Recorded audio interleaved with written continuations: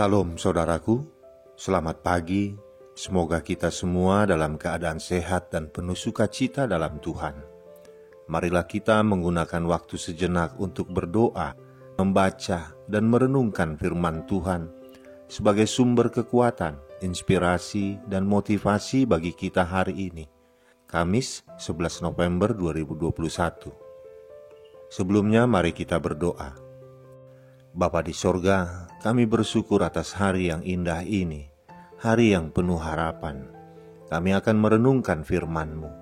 Kiranya Roh Kudus menerangi hati dan pikiran kami, agar kami sungguh memahami firman-Mu.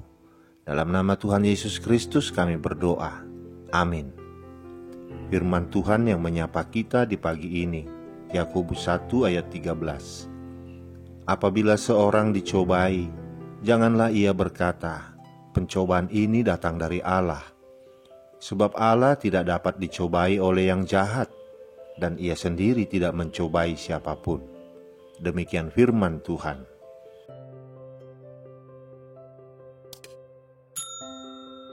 Saudaraku, setiap orang pasti pernah merasakan apa yang disebut pencobaan ataupun ujian.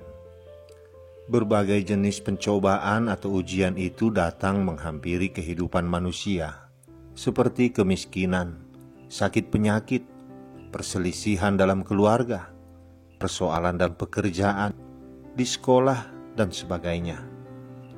Barangkali pencobaan atau ujian ini pun dapat dikategorikan berdasarkan tingkat kesulitan, seperti ringan, sedang, dan berat.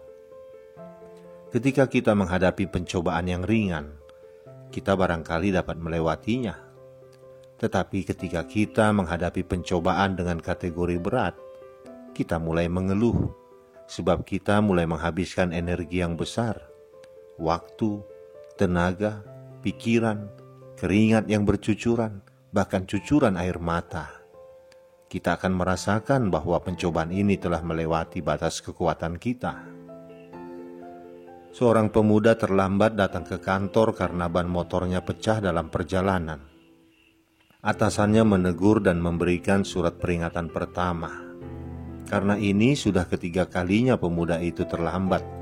Setelah sebelumnya 2 kali berturut-turut ia terlambat dengan alasan banjir dan jalanan yang macet. Karena tidak terima diberi surat peringatan pertama, pemuda itu marah kepada atasannya dan membentak atasannya dengan suara nada yang tinggi sambil menggebrak meja. Perilaku buruk tersebut membuat atasannya memecat pemuda itu. Setelah menjadi pengangguran, si pemuda menyesal telah melawan atasannya, sehingga sekarang dia kesulitan mencari pekerjaan yang baru. Dalam penyesalannya, si pemuda berdoa, "Tuhan, mengapa begitu berat cobaan ini Kau berikan padaku? Padahal aku marah pada atasanku saat itu karena ada iblis yang merasukiku. Jadi yang marah itu bukan aku, tapi si iblis yang ada dalam diriku. Tetapi kenapa aku yang Kau hukum?"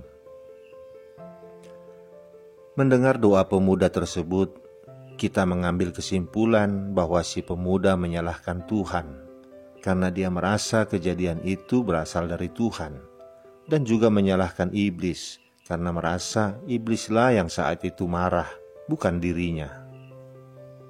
Ini jugalah yang selalu diperbuat banyak orang, yaitu mencari kambing hitam.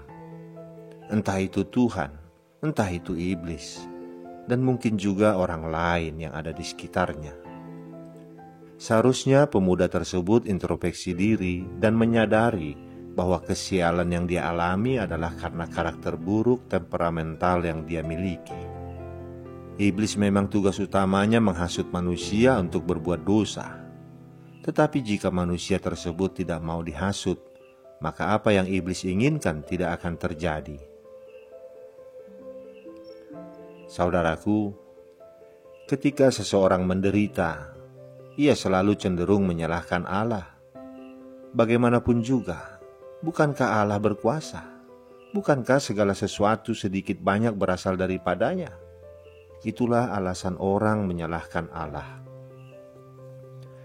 Nas bacaan kita menggambarkan sebuah situasi di mana seseorang sedang mengalami penderitaan. penderitaan tersebut menguji komitmennya kepada Allah. Pertanyaan yang timbul adalah, apakah orang itu akan tetap setia kepada Allah atau tidak? Dalam hal ini Yakobus mengingatkan bahwa manusia tidak dapat melemparkan semua tanggung jawab atas penderitaan yang dia alami kepada Allah. Walaupun memang ada penderitaan yang merupakan ujian iman dari Allah, namun tidak semua penderitaan manusia adalah ujian iman. Sebagian penderitaan yang dialami oleh manusia adalah karena kesalahannya sendiri, karena manusia mengikuti jalan yang salah, dan akibatnya manusia harus menanggung konsekuensi dari kesalahannya. Saudaraku, pencobaan itu bukan berasal dari Allah. Apabila seseorang dicobai, janganlah ia berkata, pencobaan ini berasal dari Allah.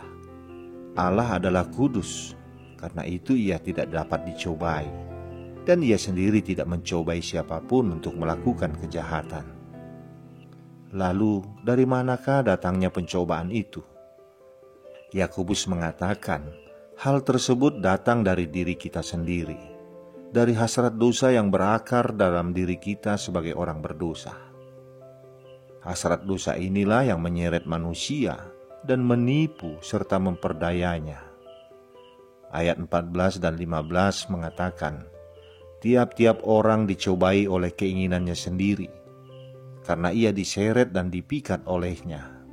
Dan apabila keinginan itu telah dibuahi, ia melahirkan dosa.